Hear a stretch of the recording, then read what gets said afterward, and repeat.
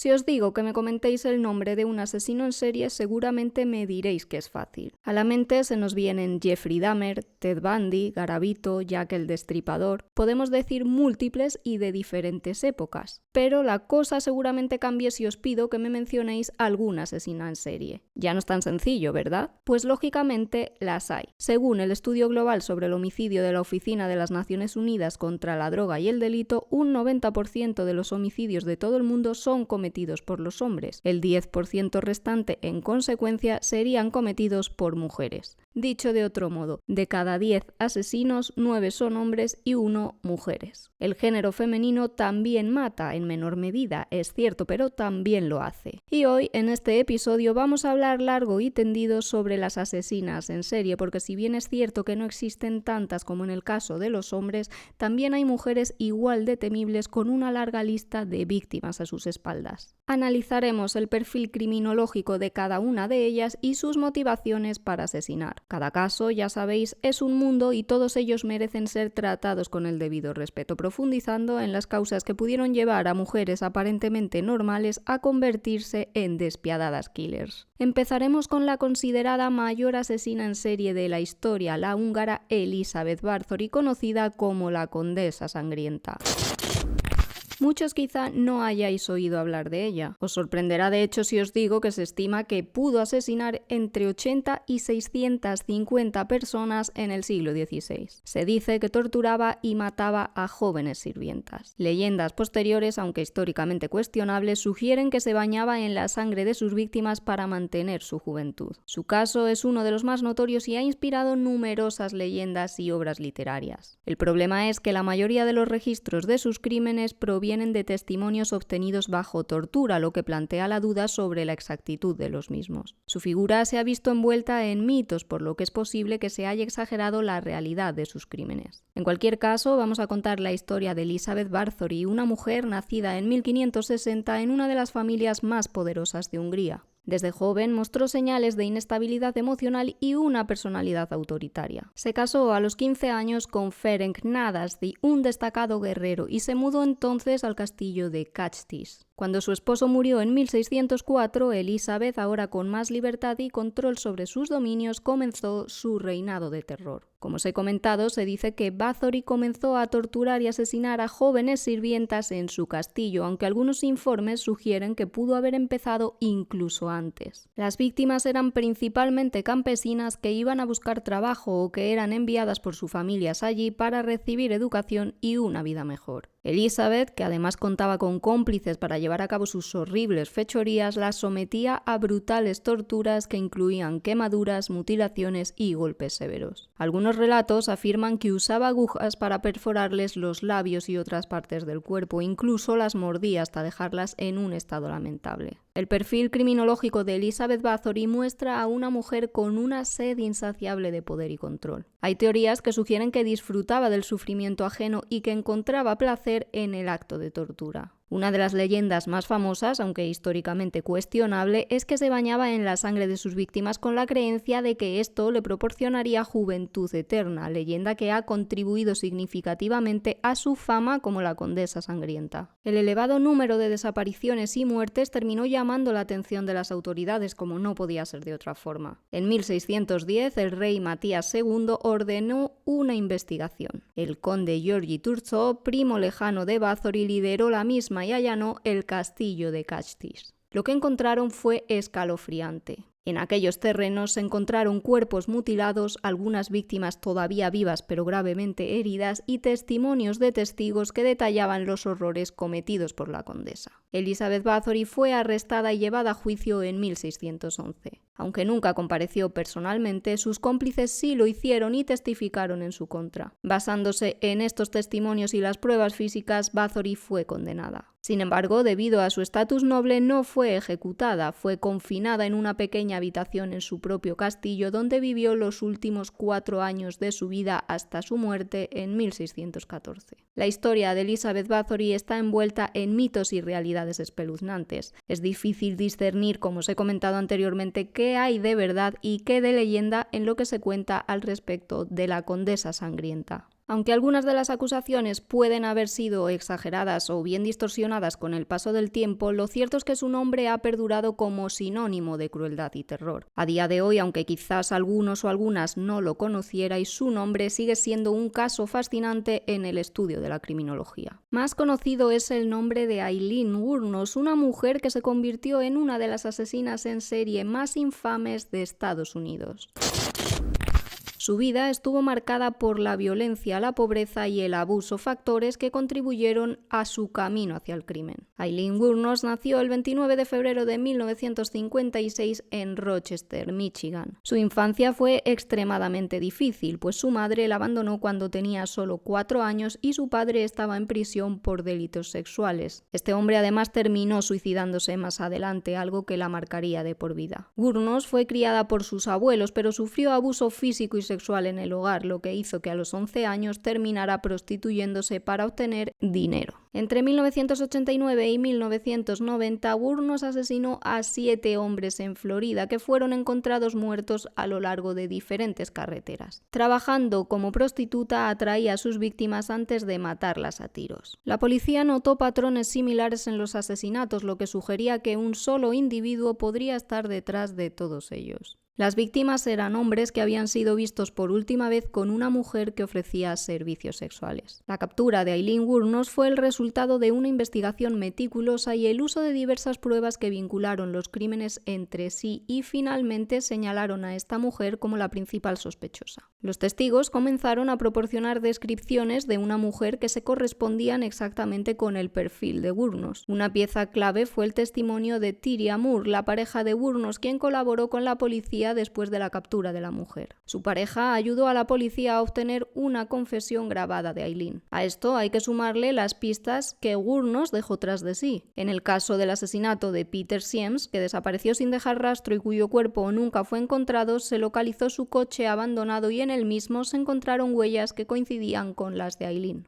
Las pruebas balísticas también fueron fundamentales. Los proyectiles y casquillos de bala recuperados de las escenas del crimen coincidían con un arma específica. Más tarde se descubrió que Wuornos había vendido este arma a una tienda de empeños, proporcionando así un vínculo directo entre ella y los asesinatos. Hay que decir que Aileen fue muy poco cuidadosa, le pudo la ambición y junto a su pareja, Tyria Moore, vendió o empeñó objetos personales de sus víctimas, tales como joyas u otras pertenencias. Los registros de estas transacciones ayudaron también a conectar a Wuornos con las víctimas. Así fue como los agentes dieron con Aileen y con Tyria. A Wuornos la arrestaron el 9 de enero de 1991 en un apartamento en Port Orange, Florida, pero la policía necesitaba una confesión sólida. Moore, su por entonces pareja, cooperó con las autoridades y, con el objetivo de obtener una confesión, habló con Aileen por teléfono mientras las conversaciones eran grabadas. Wuornos, tratando de proteger a Moore, finalmente confesó los crímenes durante estas llamadas. Con todas esas pruebas en contra, Aileen terminó confesando ante la policía, pero afirmó que los asesinatos fueron en defensa propia. Alegó que los hombres intentaron violarla o atacarla antes de que ella acabara con su vida. Sin embargo, la evidencia sugirió que muchos de los asesinatos fueron premeditados y no producto de situaciones de autodefensa como ella alegó. El perfil criminológico de Aileen Wuornos revela una mujer profundamente traumatizada y resentida contra los hombres, posiblemente debido a los abusos que sufrió a lo largo de su vida. Wuornos mostró signos de trastorno de personalidad, incluida una posible psicopatía caracterizada por su incapacidad para sentir empatía y su comportamiento impulsivo y agresivo. Finalmente, Aileen fue juzgada y durante las sesiones inicialmente afirmó, como os he dicho, que los asesinatos fueron en defensa propia. Sin embargo, más tarde terminó cambiando su versión. Confesó los crímenes y afirmó que los había matado para robarles. Fue declarada culpable de 6 asesinatos y condenada a muerte en 1992. Durante su tiempo en prisión, Wuornos mostró comportamientos erráticos y continuó cambiando su historia sobre los asesinatos. Finalmente fue ejecutada por inyección letal el 9 de octubre de 2002. Esta historia, la de Aileen, es una mezcla de la tragedia personal que sufrió esta mujer y de una criminalidad brutal. Su vida de crímenes, de hecho, os sonará porque ha sido objeto de numerosos estudios, documentales e incluso películas como la famosa Monster de 2003, protagonizada por Charlize Theron. Wuornos es un ejemplo de cómo los traumas y abusos pueden influir en el comportamiento criminal, convirtiéndola en una figura compleja y tristemente célebre en la historia de los asesinos en serie. Pasamos ahora a otra mujer escalofriante de la que más de uno habrá oído hablar. Me estoy refiriendo a Juana Barraza, más conocida como la Mataviejitas. El caso de esta asesina en serie mexicana dejó una marca imborrable en la criminología por el perfil poco común de esta señora, así como por la brutalidad de sus crímenes. Juana nació el 27 de diciembre de 1957 en Hidalgo, México. Su infancia estuvo marcada por la pobreza, el abuso y el abandono, unas características que, como veis, se repiten bastante en algunas de las protagonistas de hoy. Su madre, una alcohólica, la vendió a un hombre a cambio de 3 cervezas cuando tenía solo 12 años. Este hombre, al que fue vendida, abusó sexualmente de ella durante varios años, lo que supuso para ella un verdadero trauma. Esto se tradujo en un profundo impacto en su desarrollo psicológico, lo que contribuyó a que albergara un resentimiento profundo hacia las personas vulnerables, especialmente las mujeres mayores. Quizá con ese dato podáis entender su motivación a la hora de elegir a sus víctimas. Entre finales de los años 90 y su arresto en 2006, Barraza es responsable de la muerte de al menos 16 mujeres, aunque se sospecha que el número podría ser mucho mayor, posiblemente superando las 40 víctimas. Las personas a las que mató eran ancianas que vivían solas, lo que aprovechaba para ganarse su confianza haciéndose pasar por trabajadora social o enfermera. Utilizaba incluso disfraces y credenciales falsas si hacía falta para entrar en las casas. Juana solía estrangular a sus víctimas, a veces con sus propias manos y otras usando objetos como cordones de estetoscopio, medias o cables. Después del asesinato robaba objetos de valor de las casas de las víctimas. La brutalidad de los crímenes y el hecho de que las víctimas eran ancianas indefensas generó un pánico generalizado en la Ciudad de México. La policía inicialmente se mostró reticente a creer que una mujer podría ser responsable de estos crímenes, lo que retrasó la captura de Barraza.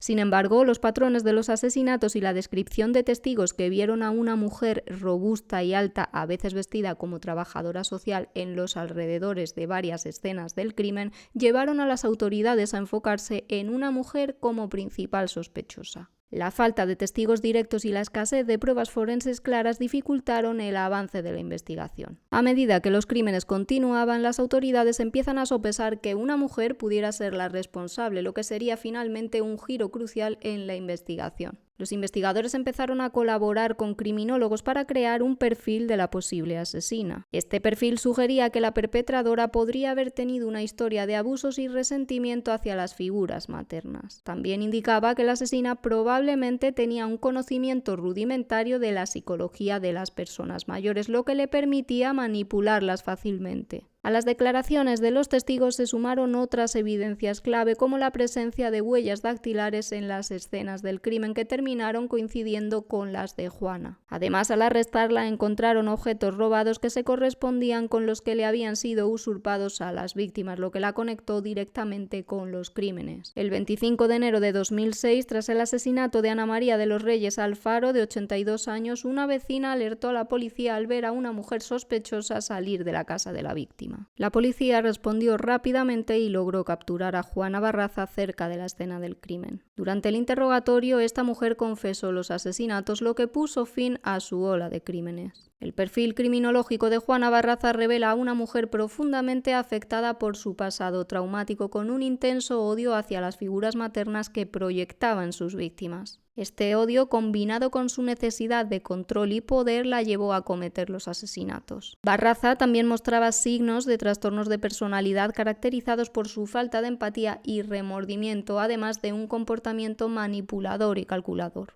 Una de las cuestiones más llamativas quizá de esta historia es que Juana Barraza era una luchadora profesional conocida como la Dama del Silencio. Su perfil como asesina en serie rompió con muchos estereotipos en su día, ya que solía ser un tipo criminal mayoritariamente masculino. Finalmente, Juana se sentó en el banquillo de los acusados y durante el juicio se presentaron pruebas contundentes contra ella. Además, se demostró su culpabilidad a través de una serie de pruebas psicológicas que revelaron su perfil de asesina en serie. En marzo de 2008 fue condenada a 759 años de prisión por 16 cargos de homicidio y robo agravado. El caso de Juana Barraza, la Mataviejitas, destaca por muchos factores. Uno de los más importantes quizá es cómo su difícil infancia forjó su carácter y la hizo odiar a los más mayores. Es, sin duda, un claro ejemplo de cómo los traumas tempranos pueden llevar a comportamientos violentos extremos si no son detectados a tiempo. Nos sumergimos ahora en otra historia de crímenes, la que llevó a cabo Dorocía Puente, una mujer que operaba una pensión en Sacramento, California, mientras cometía una serie de asesinatos que estremecieron a la nación.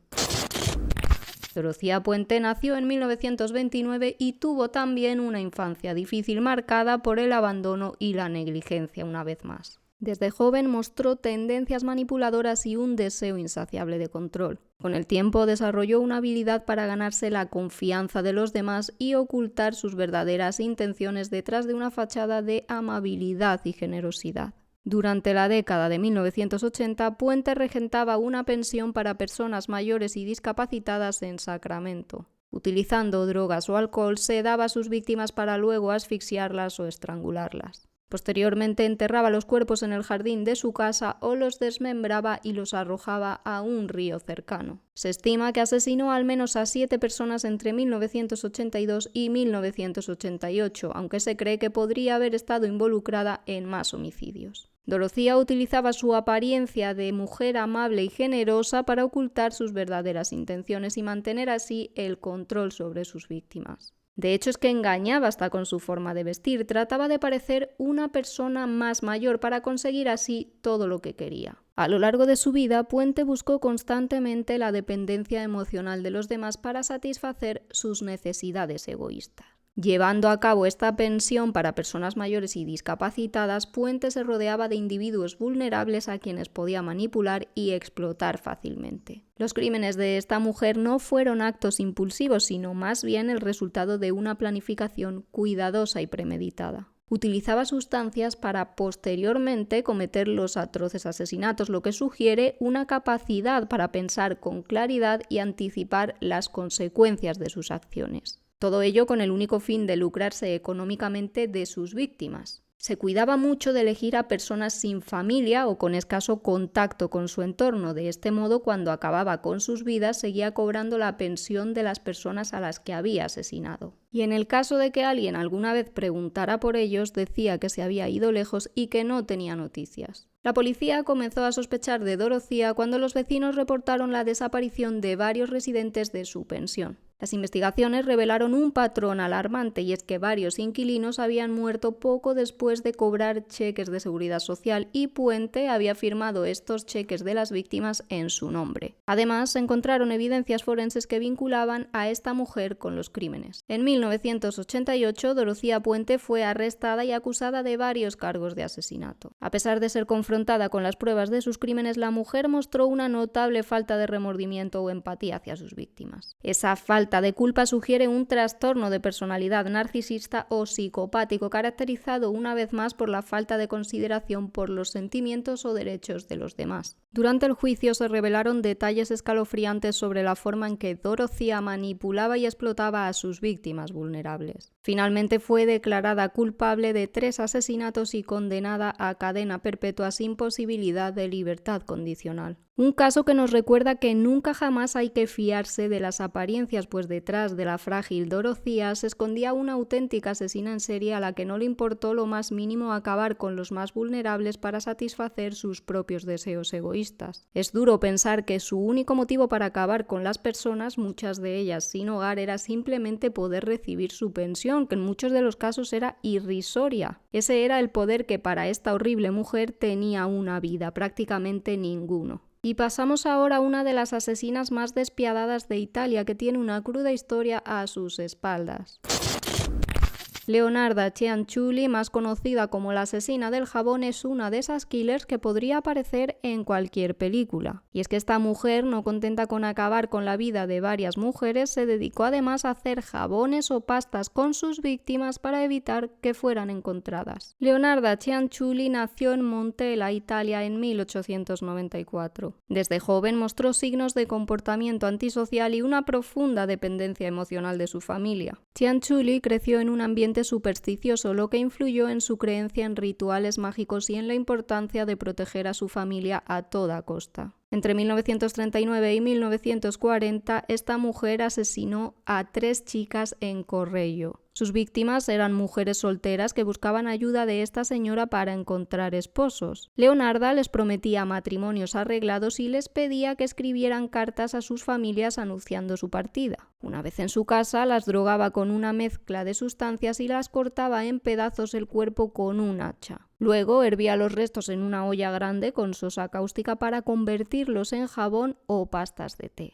¿Y qué hacía con ellos?, estaréis preguntando. Pues parece que disfrutaba de estos manjares o bien se los regalaba a los vecinos que obviamente no tenían ni idea de que estaban hechos aquellos regalos envenenados. El último crimen de Leonarda fue descubierto cuando la hermana de una de sus víctimas, Faustina Setti, denunció su desaparición a la policía. Las autoridades encontraron evidencias que vinculaban a Cianciulli con los crímenes, incluyendo la correspondencia de las víctimas y los testimonios de vecinos que habían visto a las mujeres entrar en su casa, pero nunca las habían visto salir. En 1946, Leonarda fue arrestada y llevada a juicio por los asesinatos. Durante el juicio admitió haber matado a 3 mujeres, justificando sus acciones como un intento de proteger a su familia de la desgracia. Finalmente fue declarada culpable y sentenciada a 30 años de prisión, aunque terminó evitando la cárcel debido a las conclusiones de los expertos en salud mental que evaluaron su estado durante el juicio. Aunque fue declarada culpable, como os digo, los profesionales determinaron que Cianciulli padecía trastornos mentales que afectaban su capacidad para comprender la naturaleza y consecuencias de sus acciones. Los trastornos de Leonarda, combinados con su historia de trauma y su profunda creencia en supersticiones y rituales mágicos, llevaron a los expertos a concluir que su culpabilidad era mitigada por su estado mental. Por lo tanto, en lugar de cumplir su condena en prisión, fue sentenciada a pasar tiempo en un hospital psiquiátrico donde recibiría tratamiento y supervisión adecuados para sus condiciones mentales. El perfil criminológico de Leonarda Cianciulli revela una combinación de factores psicológicos y culturales que contribuyeron a sus crímenes. Su dependencia emocional y su necesidad de proteger a su familia se combinaron con esa creencia en rituales, llevándola a justificar sus acciones atroces como un acto de sacrificio por el bienestar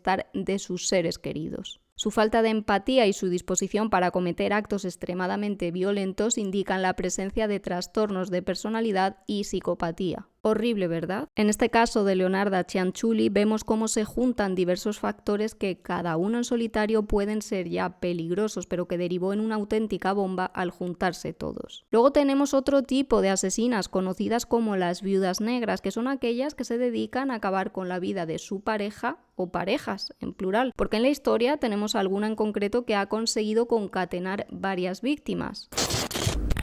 Una de ellas es Belle Gannes, una inmigrante noruega en Estados Unidos que acabó con la vida de algunos de sus esposos y amantes, así como de sus hijos adoptivos. Esta horrible historia tuvo lugar en su granja en Indiana a principios del siglo XX. Belle Gannes nació en Noruega en 1859 y su infancia estuvo marcada por la pobreza y el abuso, lo que probablemente contribuyó a su desarrollo como una persona manipuladora y sin escrúpulos. Desde joven, Belle mostró una inclinación hacia el engaño y la manipulación para lograr sus objetivos. A lo largo de varias décadas, Belle Gannes cometió una serie de asesinatos atroces en su granja en La Porte, Indiana. Sus víctimas eran principalmente hombres solteros que respondían a sus anuncios matrimoniales en los periódicos locales. Una vez que estos llegaban a la granja, Belle los asesinaba y enterraba en su propiedad. Se cree que acabó con la vida de al menos 14 personas, incluyendo a sus 2 esposos y a sus hijos. Las sospechas sobre las actividades de Belle Ganes comenzaron a surgir cuando varios hombres que respondieron a estos anuncios matrimoniales empezaron a desaparecer de forma misteriosa. Sin embargo, las autoridades locales inicialmente descartaron las preocupaciones debido a la reputación de Belle como una viuda adinerada y respetable. Finalmente, en 1908, un incendio en su granja reveló evidencia de varios crímenes, incluyendo restos humanos carbonizados. Las autoridades excavaron la propiedad de Belle Ganes y encontraron los cuerpos de numerosas víctimas enterradas en su granja. Para entonces, Belle estaba desaparecida, por lo que se emitieron órdenes de arresto en su contra por asesinato. Sin embargo, nunca fue capturada y su destino final sigue siendo un misterio. Se especula con que pudo haber falsificado su propia muerte y haber huido del país. El motivo por el que Belle acababa con la vida de sus amantes o maridos sería el de obtener beneficios financieros. Se cree que buscaba principalmente hombres solteros y ricos como sus víctimas, ya que representaban la mejor oportunidad para obtener grandes sumas de dinero. A lo largo de su vida, Belle demostró ser una manipuladora experta capaz de engañar a sus víctimas y ocultar sus verdaderas intenciones detrás de una fachada de amabilidad y generosidad.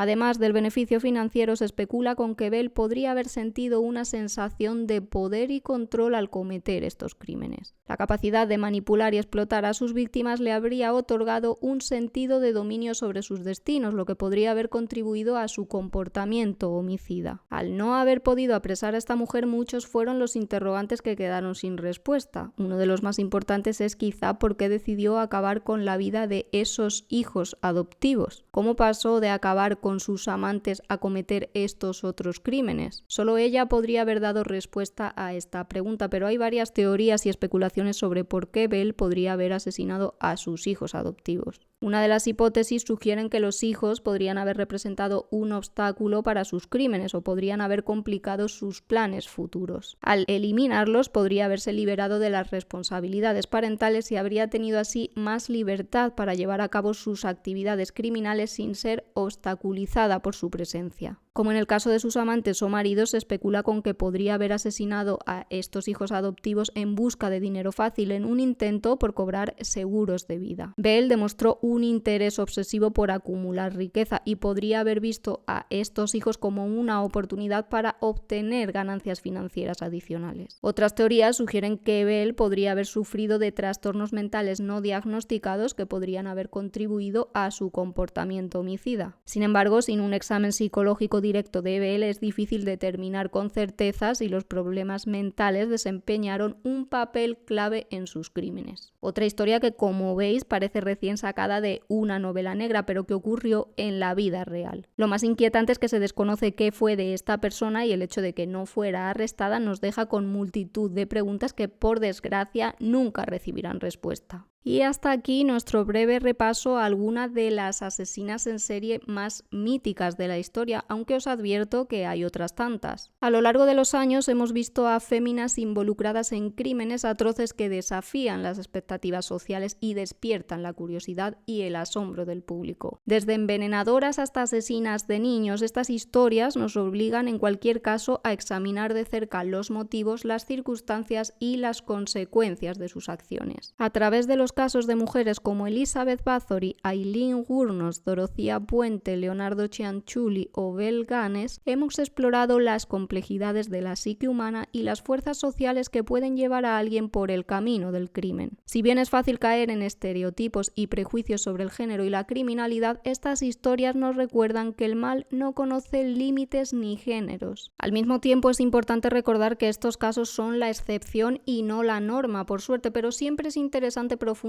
en estos temas oscuros y perturbadores. Repasar todas estas historias de asesinas en serie ha hecho que me surjan ciertas cuestiones. ¿Son simplemente víctimas de circunstancias desafortunadas o agentes activos de su propio destino? ¿Podrían haberse evitado sus crímenes con intervenciones adecuadas y apoyo comunitario? Estas son algunas de las cuestiones que siguen sin respuesta, pero que nos desafían a reflexionar sobre la complejidad del comportamiento humano y el papel de la sociedad en la prevención del crimen.